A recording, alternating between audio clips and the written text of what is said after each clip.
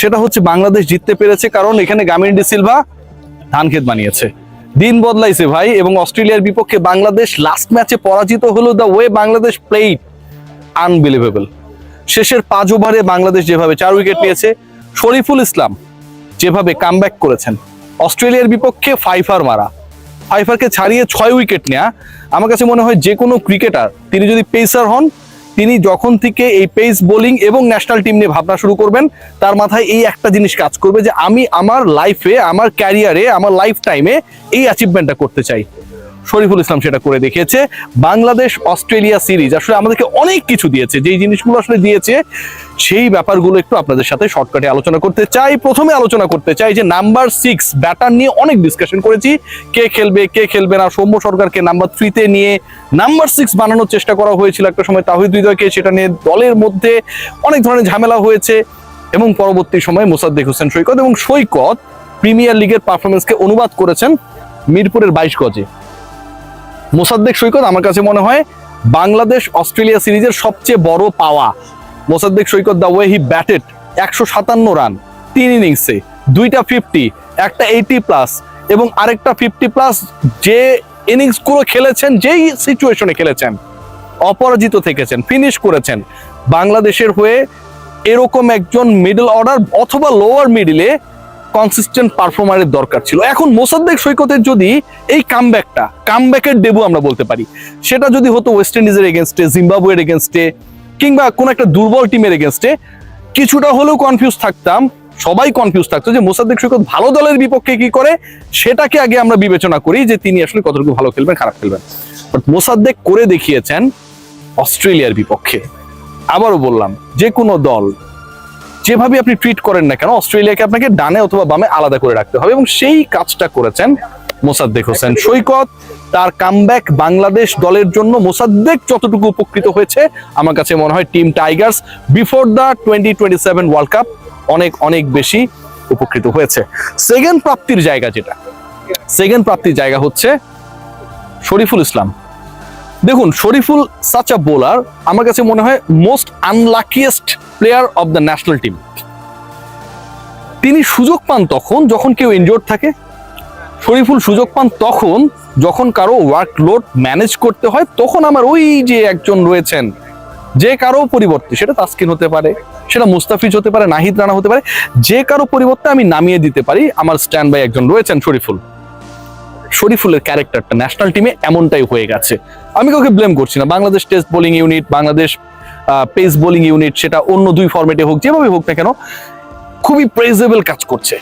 So শরীফুলের মতো একজন বোলারকেও বসে থাকতে হয়, এবং কোন বোলারকে বসে থাকতে হয় খেয়াল করে দেখুন, যিনি অস্ট্রেলিয়ার বিপক্ষে 6 উইকেট নিতে পারেন। শরীফুল ইসলাম আজকে যেভাবে ডেলিভার করেছেন, বাংলাদেশের লাস্ট ম্যাচটায় পরাজিত হওয়ার পরও আগের 2 ম্যাচের অর্জন, এই লাস্ট ম্যাচে হারার পরেও সেই আগের 2 ম্যাচের জয়ের অর্জনের কাছাকাছি আমি মনে করি। কারণ এই টাইপের ম্যাচে এন্ড অফ দ্য ডে কি হয়, এন্ড অফ দ্য ডে আমরা ভাবি যে বাংলাদেশ হেরে যাবে, ঠিক আছে আমরা হ্যাপি, আগের 2 ম্যাচ তো আমরা জিতেছি, ঠিক এরকম চিন্তা ভাবনা করেই দর্শক, সাংবাদিক, সংগঠক, ক্রিকেটার মাঠ ছাড়ে। বাট আজকে তেমনটা হয় নাই। Till the last over Bangladesh ম্যাচে ছিল, এবং এমন একটা মোমেন্টে বাংলাদেশ ম্যাচে ছিল, কেউ বলতে পারছিল না যে আসলে এই ম্যাচে শেষ পর্যন্ত জিতবে কোন দল। শেষ পর্যন্ত বাংলাদেশ হেরে গেছে, কিন্তু the way Bangladesh lost that match, এটা জয়ের থেকে কম কিছু না। এই ম্যাচে প্রাপ্তির জায়গা যদি বলেন, সেটা হচ্ছে পার্টনারশিপ। বাংলাদেশের 2-3টা উইকেট চলে যাওয়া মানে ধুমধাম আরো 4-5টা উইকেট চলে যাওয়া। শ্রীলঙ্কার বিপক্ষে বাংলাদেশ যখন ওয়ানডে সিরিজে খেলেছিল, শ্রীলঙ্কায় গিয়ে ঠিক একই রকম কাহিনী হয়েছিল। বাংলাদেশ দে আর অন দ্য রাইট ট্র্যাক, এবং ওই ট্র্যাক থেকে বাংলাদেশ 9 রানের মধ্যে 6 উইকেট হারিয়েছে। আমি কভার করেছি, এখন আমার স্পেসিফিক ভাবে মনে রয়েছে। এই ঘটনাগুলো পুনরাবৃত্তি হয় নাই। এখন আপনি খেলছেন অস্ট্রেলিয়ার বিপক্ষে, সেখানটাতে এরকম ঘটনা ঘটতেই পারে, বাংলাদেশ সেই ঘটনা ঘটতে দেয়নি। শুরুতে উইকেট হারিয়েছে, একদিন ওপেনিং পার্টনারশিপ ভালোভাবে কাজ করে নাই, বাট বাংলাদেশ হয় সেকেন্ড উইকেটে অথবা থার্ড উইকেটে পার্টনারশিপ গ্রো করেছে। এই যে পার্টনারশিপ গ্রো করা, 2-3টা উইকেট চলে যাওয়া এবং তারপরে আবার কামব্যাক করা, আমার কাছে মনে হয় এটাও একটা বড় অর্জন। প্রতিপক্ষের এগেনস্টে বাংলাদেশ যে 2টা ম্যাচ জিতেছে, একটা রান চেস করেছে, আরেকটায় বাংলাদেশ তার টোটালটাকে ডিফেন্ড করেছে। তার মানে আগে বা পরে যে কোনো সিচুয়েশনে ব্যাট করতে, অথবা রান চেস করতে, অথবা তাদের টোটালকে যে স্কোর বোর্ডে যে রানটা পোস্ট করেছে বাংলাদেশ, সেটাকে ডিফেন্ড করার ক্ষেত্রে বাংলাদেশ ক্যাপাবল ছিল। এটা কি কম বড় অর্জন? বলতে হবে ভাই মেহেদী হাসান মিরাজের কথা, সেই দিনের সেই ম্যাচটা, ওই ম্যাচেও কিন্তু একটু হারু হারু ভাব ছিল যে বাংলাদেশের পর্যন্ত হেরে যেতে পারে, আরেকটা উইকেটে পতন হলে কি হতে পারে। মিরাজ তখন মাথায় ব্যথা পেলেন, ঠিক মাঠের এই জায়গাটাতে, এর আশপাশের জায়গাটাতেই তিনি বমি করলেন, শেষ পর্যন্ত খেলতে পারবেন কিনা তিনি উঠে দাঁড়ালেন, ছক্কা মেরে দলকে জিতালেন। আজকের ম্যাচে খেলতে পারেন নাই, কিন্তু সেদিন যেভাবে খেলেছেন, বাংলাদেশের উইনিং শটটা ছক্কা হিসেবে ক্যাপ্টেন যখন মেরেছেন, সিরিজ জয়ের ক্ষেত্রে তার এই রোলকে ছোট করার কোনো সুযোগ নেই। What about Towhid Hridoy?